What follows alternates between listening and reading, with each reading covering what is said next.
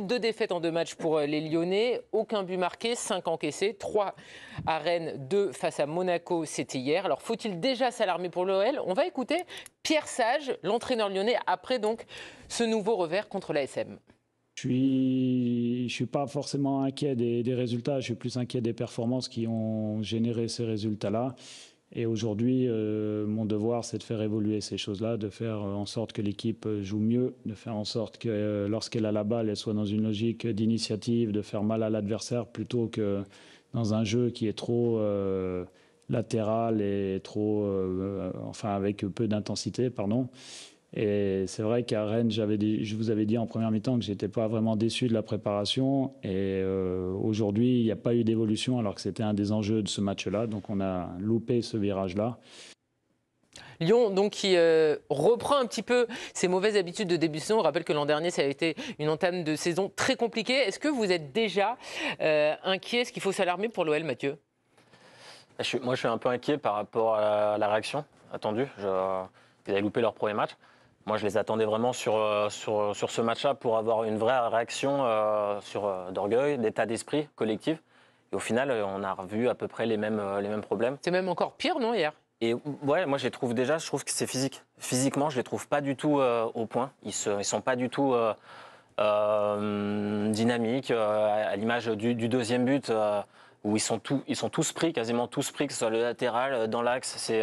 Voilà, physiquement, je les trouve pas bien, et du coup, ça engendre beaucoup de disparités. Ça attaque, mais il y a aucune notion de bloc. Ça laisse beaucoup d'espace pour les équipes adverses. Donc, voilà, je suis un peu inquiet vraiment par rapport à la réaction. J'attendais autre chose sur ce match-là. Tidiane, 2-0, c'est pas l'écart qu'il y avait entre les Lyonnais et les Monégasques. Hier, le score aurait pu être bien plus lourd pour les Lyonnais. Est-ce que vous vous alarmez ou est-ce que vous attendez la fin du mercato? Non, moi je vais attendre avant de m'alarmer. On est à 2 matchs, il y a un calendrier qui n'était pas simple non plus. Par contre, on est quand même obligé d'être inquiet parce qu'il y a les résultats, mais il y a aussi tout ce que dégage à la fois le terrain et même un petit peu au-delà. Parce que moi, ce que je vois, c'est, en fait, quand je regarde la partie d'hier, c'est pas une rencontre où, quand tu es lyonnais, tu peux juste sortir du match et te dire on a été battu par plus fort. Ce qui aurait pu être le cas. Monaco est une belle équipe. On a vu des joueurs séduisants, créatifs, des jeunes. Milieu de terrain, j'ai beaucoup aimé. Donc tu peux perdre contre cette équipe de Monaco. Mais là, tu perds en ayant tiré une fois au but dans un match à domicile. Donc en fait, ça te fait passer pour un petit par rapport à Monaco. Et l'objectif de Lyon, il faut quand même le remettre aussi à un moment au centre du débat, c'est de finir dans le top 4. Il y a des enjeux en termes de, sportifs, mais aussi des enjeux financiers. Et c'est là où, justement, ça déborde. C'est que moi, j'ai l'impression qu'hier, on a vu tous les dysfonctionnements de tous les étages lyonnais. C'est-à-dire qu'un effectif qui est construit d'une façon assez bizarre. Qui n'est pas construit d'ailleurs. Non, mais dont tu ne sais pas, en plus, s'il est construit à l'initiative de cette cellule de recrutement où on sait qu'il y a quand même des gens de talent, ou si c'est John Textor qui fait son Monopoly en haut, en passant les joueurs d'un club à un autre. Donc ça, c'est le premier problème. Ensuite, on est quand même obligé de dire qu'hier, la compo de Pierre Sage, elle pose question. Il y a des tentatives. Le milieu de terrain, il cherche des solutions, mais il ne les a pas trouvées. Et puis moi, je ne dédouane pas non plus les joueurs, parce qu'à un moment, à Lyon, c'est quand même une récurrence de systématiquement trouver les coupables. Un coup, c'est Aulas, un coup, c'est Textor, un coup, c'est le coach, un autre, puis un autre, puis un autre. Mais les joueurs ont une responsabilité. Hier, il y en a qui sont très clairement passés totalement à côté du match. Donc pour moi, c'est un tableau d'ensemble qui, effectivement, est plutôt inquiétant. Nabil, Pierre Sage a eu des mots très forts aussi, il est toujours très juste. Déjà, il dit que c'est le contenu qui l'inquiète, mais il explique aussi que vu qu'en haut, il y a quand même une incertitude énorme sur l'OL, c'est compliqué d'avoir des joueurs qui soient concernés, bons, etc. C'est le bazar à tous les étages, là. Oui, mais il ne peut pas se cacher derrière ça. On attend quand même mieux de la part de l'Olympique Lyonnais avec les ingrédients qu'il a. Et le contenu, effectivement, il est inquiétant. Et tu ne peux pas, en fait, la saison dernière, ils sont passés à 2 doigts de l'abîme des 2 infinis. Et là... c'est beau. Ouais, c'est du Blaise Pascal, excusez-moi d'élever le niveau. Mais, vous nous faites voyager. Je sais, je vous remercie. Vous êtes embarqués. Bon, bref. Et donc là, j'ai un peu perdu le fil, ça y est. Non, mais concrètement, bon, effectivement, sur le terrain, ça ne va pas, l'environnement, ça ne va pas. On attendait quand même un autre démarrage en fait de la part de l'Olympique lyonnais. Quand même eu des mouvements avec des investissements qui ont été faits. Ils ont pris des joueurs avec des dizaines de millions. Le défenseur central, par exemple, il y a déjà des doutes sur lui.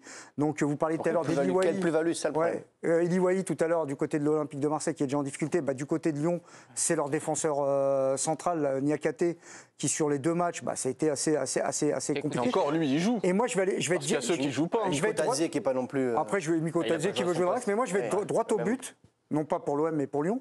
Moi, je suis inquiet pour Pierre Sage. Voilà, tout simplement. Carrément Oui, je suis inquiet. Parce que, Je suis inquiet parce que j'ai pas l'impression que sa prolongation était faite dans un enthousiasme débordant de la part de Textor, déjà.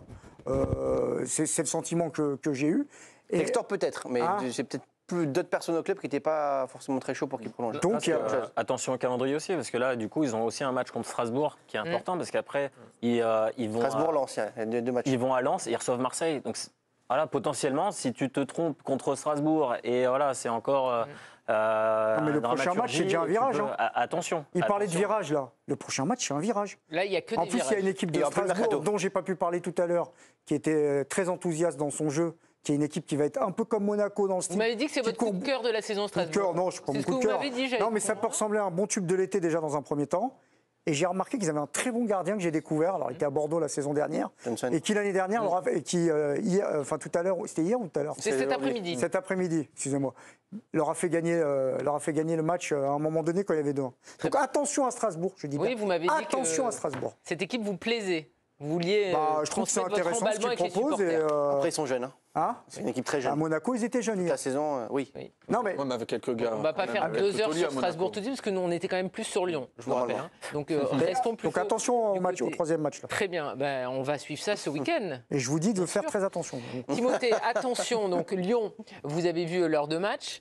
On l'a vu, il y a des déclarations de Pierre Sage et aussi les déclarations de Miko Tazier, on le rappelle, qui est entré en cours de match, qui a été placé sur un côté, c'est pas un joueur de côté. Il a clairement dit que ça lui plaisait pas, qu'il comprenait pas trop. C'est inquiétant ce que vous avez vu, ou vu ce qui s'est passé l'an dernier, ils vont retrouver la bonne recette et retomber sur leurs pattes? Moi, dans ce qui a été dit, je suis plus inquiet par les problèmes structurels, par la façon dont est fait le recrutement, dans tout ce qui se passe au-dessus du groupe. Le groupe, on s'en est aperçu l'année dernière, il y a quand même du talent. Il commence contre Rennes et Monaco, qui ne sont pas des équipes qui jouent le maintien. Donc moi, je serais prudent, je ne voudrais pas insulter l'avenir en disant qu'il y a la crise. Et je pense en plus que Pierre Sage a les clés pour protéger son groupe, le mettre au travail. Il y a aussi une chose qui me laisserait penser que ça pourrait aller mieux à Lyon, c'est que je les trouve physiquement assez bas.